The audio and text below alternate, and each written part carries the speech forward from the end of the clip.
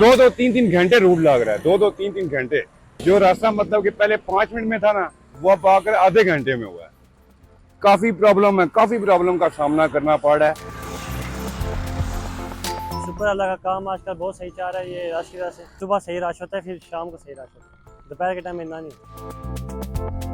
ये है इस्लामाबाद की गार्डन एवेन्यू, जो दीगर शाहराहों की बंदिश की वजह से आमदोरफ्त का अहम जरिया बनी हुई है। तकरीबन 2-3 दिन से ऐसे ही है, ट्रैफिक बहुत ज़्यादा है। हम यहाँ से इकबाल टाउन से आ रहे हैं, अभी हम जा रहे थे पोली क्लिनिक पे। वहाँ पे एक पेशेंट है, उनका हमें ज़रा देखना था, उनकी तबीयत के बारे में, यही देखने के लिए आए थे। तो यहाँ पे काफ़ी ट्रैफिक होती है, ज़रा मुश्किल होता है, लेकिन रास्ता अभी यही है चल रहा। इस टाइम मुल्क के हालात क्या है, मैं खुद एक दुकानदार हूँ, किराए हम लोग देते हैं, बिल देते हैं, अपने ये मुल्क को देख रहे नहीं है और राजीनामे करा रहे हैं। किस चीज के राजीनामे करा रहे हैं?